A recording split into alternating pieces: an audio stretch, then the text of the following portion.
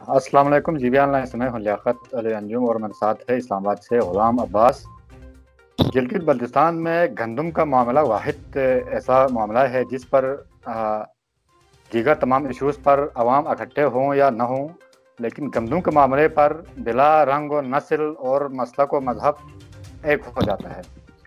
تو ہر گورنمنٹ کا گلگت بلتستان میں آنے والی ہر حکومت کا ایک چیلنج رہا ہے کہ سبسڈی کو کیسے برقرار رکھا جائے، کیونکہ وفاق سے ہر گورنمنٹ پر پریشر ہوتا ہے کہ آپ اس سبسڈی کو یا تو ختم کریے، گندم کی قیمتیں بڑھائیں۔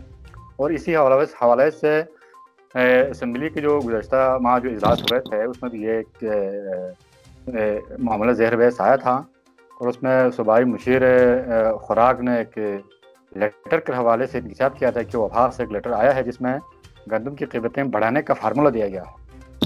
اگر آپ قیمتیں نہیں بڑھاتے ہیں تو سبسڈی نہیں بڑھے گی اور گندم کا پورا کوٹا نہیں ملے گا۔ لیکن اس وقت اسلام آباد سے ایک اچھی خبر آ رہی ہے، اور وہ خبر ہمارے ساتھی عباس کے پاس ہے۔ تو عباس صاحب بتائے گا کیا اچھی خبر ہے سبسڈی کے حوالے سے؟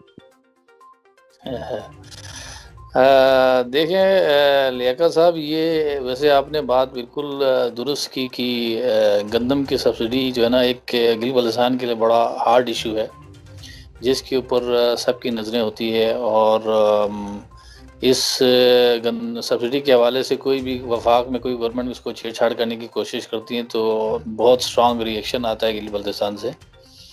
تو یہ گندم کی سبسڈی جو ہے وہ 6 ارب روپیہ فکس ہے گزشتہ کئی سالوں سے۔ تو کیونکہ ایک گندم کی کھپت گلگت بلتستان میں بڑھ گئی، اس کی ڈیمانڈ بڑھ گئی ہے، لیکن یہ کہ جو گندم کے لیے مختص سبسڈی ہے 6 ارب روپیہ وہ فکس ہے۔ تو اس وجہ سے گندم کی ریٹ جو ہے وہ وفاق میں بھی فیڈرل لیول پہ، یہاں باقی صوبوں میں بھی اس کی ریٹ بڑھی ہے، اور اسی کے ساتھ ساتھ کیونکہ آپ کی ڈیمانڈ بھی زیادہ ہو گئی ہے تو وہ جو فکس آپ کے پاس سبسڈی ہے اس میں گلگت بلتستان کی جو ڈیمانڈ ہے وہ پوری نہیں ہو پا رہی ہے۔ تو اس لیے جو ہے فیڈرل گورنمنٹ، اور کیونکہ منسٹری آف فائنانس ڈائریکٹلی یہ اس معاملے کو دیکھ رہے ہیں، تو ان کی کوشش ہے، اور وہ ہمیشہ سے یہی کہتی ہیں کہ آپ اس کو ریشنلائز کریں، یعنی کچھ اس کی قیمت بڑھا کے جو آپ کا ایک فرق پڑا ہے نا، جو آپ کی اماؤنٹ ہے ٹوٹل 6 ارب روپے کا، اور آپ کی جو انکریز ہوا ہے ڈیمانڈ گلگت بلتستان میں، تو وہ اس کو بیلنس کرنے کے لیے ریشنلائز کریں، تاکہ بوجھ جو ہے وہ فیڈرل گورنمنٹ پہ نہ ہو، اور یہ 6 ارب روپے کے اندر جو ہے وہ آپ کی جو ہے وہ گندم کی جو ڈیمانڈ ہے وہ پوری ہو جائے۔ تو وہ قیمت ریشنلائز کرنے کے لیے پچھلی حکومت نے بھی انہوں نے زور لگایا کہ گلگت بلتستان حکومت جو ہے وہ اس کے اوپر ریٹ بڑھا کے ایڈجسٹمنٹ کریں، اور اب بھی یہ سلسلہ چل رہے ہیں، اور اسی سلسلے میں انہوں نے لیٹرز لکھے ہیں گلگت بلتستان گورنمنٹ کو۔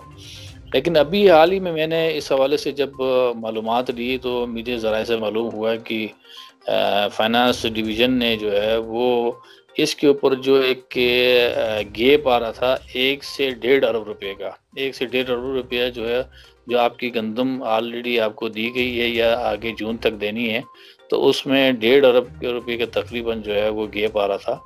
تو انہوں نے اس کی ٹیمپریری ارینجمنٹ فیڈرل گورنمنٹ نے کی ہے۔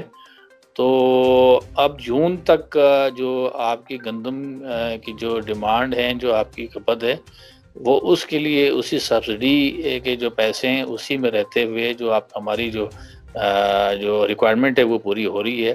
لیکن نیکسٹ بجٹ کے لیے دوبارہ سے وہی 6 ارب روپیہ دوبارہ رکھا جا رہا ہے۔ اگر اگلے سال کے لیے، نیکسٹ فائنینشیل ایئر کے لیے اگر اس گندم کی سبسڈی کو نہ بڑھایا گیا تو اگلے سال پھر مشکلات آ سکتے ہیں۔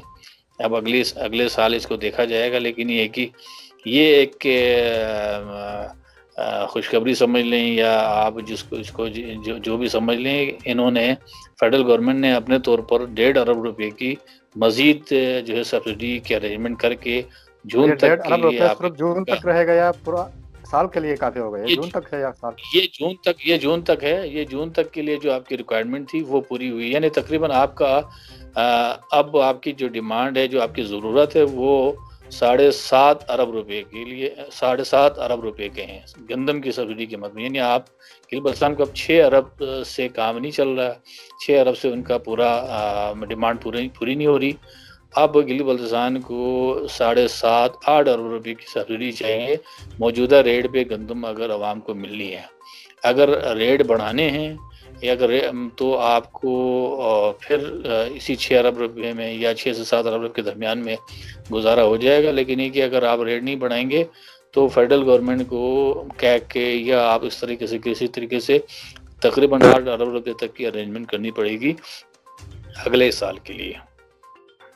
بہت بہت شکریہ. اسلام آباد سے ہمارے ساتھ ہے غلام عباس. اگلے پروگرام تک کے لیے ہمیں اجازت دیجیے. اللہ حافظ.